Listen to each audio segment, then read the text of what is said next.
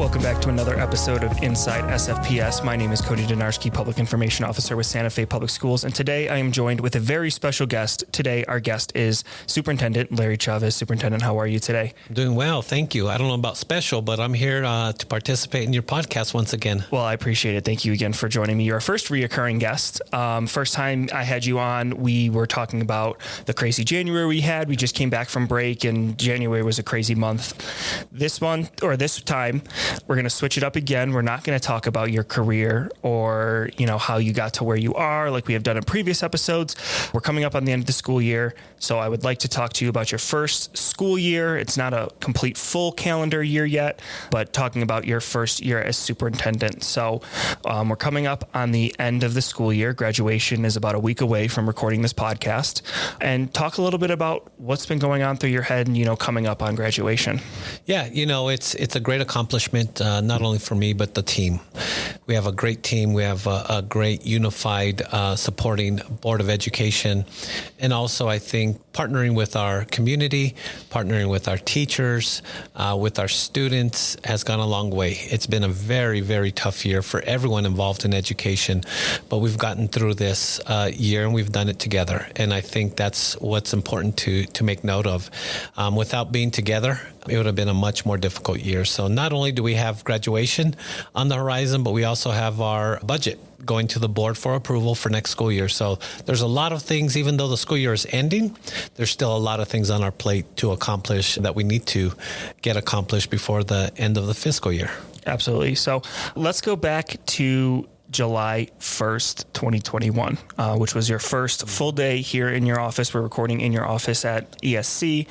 How different do you feel now, or looking back here on May, whatever day today is, looking back to July 1st, how different do you feel now compared to when you started on your first day? Well, that feels like a lifetime ago. Right. It really does. Just kind of thinking back to that first day and all the relationships that I had to build in order to be successful moving forward, was a big question mark. How do I do it? How do I make those relationships work, not only for me, but for the district? And so as I look back, I want to say it feels like a lifetime ago, but it felt like we hit the fast forward button to the day we're at now. So it's been some roller coaster days and weeks, but we've gotten through it and we're at the end of the academic year. So I want to say thanks to everyone that did participate in getting us to this point. And again, that is parents, students, community members, volunteers, our staff. A lot of credit goes to the staff. They had a very, very difficult time this year with COVID positive cases, with in-person instruction in full bloom. It added a lot to their plate. So I want to make sure that we give them a lot of credit for those boots on the ground and providing that high quality instruction that our students deserved. One of the things that I've noticed through the last probably 8 or 9 months is that your desk has a lot more papers on it than it did back on July 1st.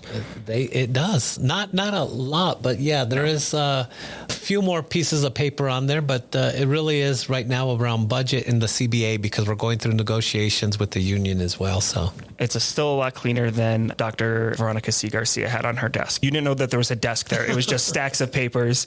And if Dr. Garcia, if you're listening, I love you, but your desk was a mess. I didn't say that.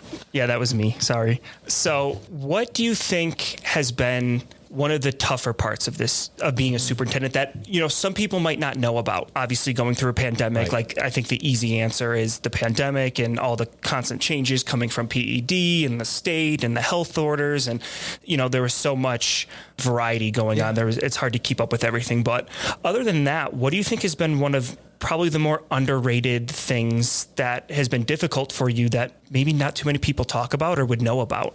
I think and that's a good question. As I'm starting to reflect back over this year, I said years because it does feel like many years. Yeah. But it's making sure that we keep the morale up And there's a lot of work that goes behind that. It could be acknowledgement of somebody doing something special or just doing their job. Could be those little gifts that we sent out. As I mentioned last night at the retiree dinner, we did sit in the boardroom a couple of times and pack over 2,000 bags or even 1,000 bags at different times of the year to just show that we appreciate our staff. So those little tokens of appreciation go a long way. And I think that is not always recognized.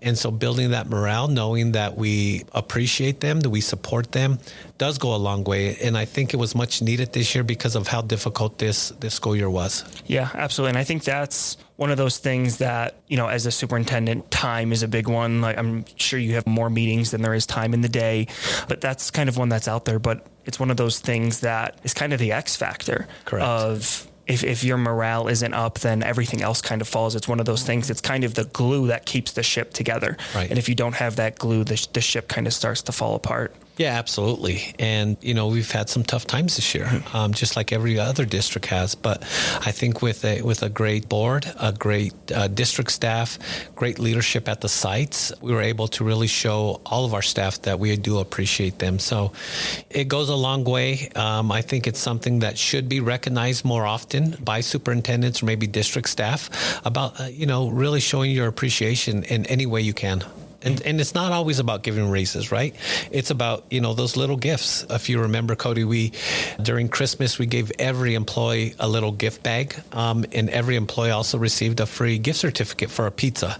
Mm-hmm. So that alone, we gave over 2,000 gift bags and certificates away, and they had little gift cards and random drawings. So just being creative, I think, goes a long way, especially now during the pandemic. And I will say, kind of going off the raises, some of the surprise gifts, it's one of the moments that really sticks with me. And I always say how great the people are that work across this district. The Chaparral principal, Erica Martinez Maestas, called me one night. It was like 4:55, 5 o'clock, right as we're getting off of work. But I'm very much like you. I work 24/7. If someone calls me at 8 o'clock at night, I'm answering. But anyway, she calls me and she has a quick question for me about the website or social media or something along those lines. And it was maybe a 5-minute phone call. Wasn't anything too crazy or intense. I come into work the next day and I have a little bag of microwavable popcorn on my desk with a note from Erica saying that she appreciates me. Oh, very cool. And that meant so much to me when I came in that day and I saw that, because to me, that 5-minute phone call was normal. Like I take calls any time of the day, but for her to just send a little thank you, and it didn't take much, it didn't take long, but it really made my day when I walk in. And I kind of get emotional about it because it just shows that the heart that our staff has, it really means a lot. Well, I do want to acknowledge, now that we're talking about you, because a lot of times people out there may not know, but I do want to acknowledge all the accomplishments that we have due to you and your position. The podcast, those listening to it, this is brought to you by Cody Donarski, transitioning our website. Our social media platform, the way we get information out through all the different platforms such as Remind. When we look at the videos that you produce now for us online and that are posted on our YouTube channel, that's another great accomplishment. So if you really start looking at all the accomplishments this school year, I get too much credit for them because it really is the work of the employees of the district. Just as I mentioned, you should get a lot of credit for everything that they see out there, all the information that they receive. And Ruth Williams as well, our chief of staff, and sends out that weekly bulletin, and she does an amazing job of collecting information. You guys work hand in hand to get information out to the public. So, the COVID dashboard, another joint effort between you and Ruth. So want to just make sure that we acknowledge those that are really pushing the district forward and leading the way in really getting information out and taking a different approach to how education looks. Absolutely. And I appreciate the kind words. And I know, Ruth works so hard on that bulletin and puts so much work into it. And we really just try to get out as much information as that we can. There's so much that goes on this district and so much that happens behind the scenes or that doesn't get the attention that maybe winning a state championship does or things like that. But there's so many great things that happen in the district, and it's really our job to make sure that people know about all the amazing things that happen here. So I want to shout out Ruth as well. She's kind of my partner in crime when it comes to this. We work so well together, and I couldn't do half the things that I do without her guidance or her advice. Her stability, right? Yeah. Same for me. I lean on her daily. And so I think she's a valuable part. You're a valuable part. The cabinet's valuable. Yep. I think everybody knows that they are trusted, they're hardworking, and that they bring a lot to the table. And we really do trust them and respect them for that. Absolutely. And Ruth, we know you're listening. We love you. So that's twice Cody said that. Dr. Yes. Garcia and Ruth. So. Yes. Well, I look at both of them. I mean, both of them have been very influential to me, and Ruth has kind of really helped guide me through this stage of my career. I've kind of been alone in this kind of PIO role and never really had someone to look up to kind of guide me and help direct me through this. And Ruth has really been there. She's been through this before. She's so accomplished in her career, and she's really helped guide me. And really, for you, like you said, she's been a rock for me, and I've been able to go to her for guidance or for advice. And she's been really important to kind of how I've became who I am and where I'm at right now. So to transition away from me, because this isn't about me, this is about you. We talked about what has been one of maybe the more difficult things or underlooked things. And that's kind of got like the negative connotation of like, what do you think has been one of the best things that people haven't talked about or other superintendents haven't told you about, that you're like, no one ever told me about this part, but this is the part that I love. This is the part that's really great that I love doing. I think over the past few years, especially during the pandemic, we did see a lot of superintendents leave the profession. And so walking into this seat this year, there was a lot of questions out there. There was a lot of unanswered questions that I had about the position. But when you look at it now, right, fast forward to present day, just the joy of coming to work every day. Doesn't matter what time we end the previous night. We're all in here at 8, and we're all in here because we want to do what's best for our community, our schools, our staff, and our students. And so you get that joy of feeling like you've accomplished something each and every day. And that's meaningful. Knowing that you have a positive impact on students' outcomes, teachers staying within the district. We don't have a lot of employees moving on this year, which is a great accomplishment, even though it was a very tough year. And so when you start looking and reflecting back, those are the type of things that, I can kind of hang my hat on this year to really be proud of, because I think it's a great accomplishment to get through this year, and everybody's excited about next year. Absolutely. I think one of my favorite moments from this year, talking about the joy of coming to work and whatever, and I tell everyone that I talk to that I've never had a bad day here. It doesn't matter how stressed I am about a project that I'm working on or anything like that. I am happy to come to work every day, as much as I'm not a morning person, so I dread getting out of bed. But once I'm out of bed and on my way into work, I'm excited for the day. I'm excited for the people that I work with, that I get to work with. And so I think that's really great. But one of my favorite moments that we've had this year came recently. We had gone to Nina Otero. The students were putting together a video for Nina Otero Warren's quarter release for the U.S. Mint. And they were working on a video, and it was almost like a TV show going back in time, or not a TV show, a news broadcast. And they interviewed you, and we walked into the classroom, and all the kids were excited. They had like their little TV setup. Right. They had their 2 or 3 cams with their microphones, and they had their little cue cards on the walls. And it was just such a really, I don't want to use the word cute, but it was such a organic moment. And it felt, I could see the smile on your face. You were beaming ear to ear. All the kids were super excited. And afterwards we went and took a picture. It was just a really great moment. And when I walked into that classroom and saw the joy of the kids that you were there and they got to interview you and whatever, it just warmed my heart. And it's moments like that is like, this is why I come to work every day. This is why we do what we do, is for moments like that, and that's what kind of keeps us going throughout the year. For the students, and it's nice when you move into district leadership positions, sometimes you have that disconnect back with the students in the classroom. So as you know, Cody, whenever we get invited out to the classrooms or schools, we definitely take advantage so we can participate. And I think they appreciate that, that we're putting out effort to be in attendance or engage with them, even though our schedules may be a little chaotic. And we do want to say thank you for those invites. Please keep them coming. Keep them coming, and we'll continue to try to engage with our staff and students even into next year. Absolutely. So you touched on it just a moment before, and I know you are a very humble person. You do not like talking about your accomplishments, and very much, we did this, let's keep it on moving. What's the next goal? And keep moving forward.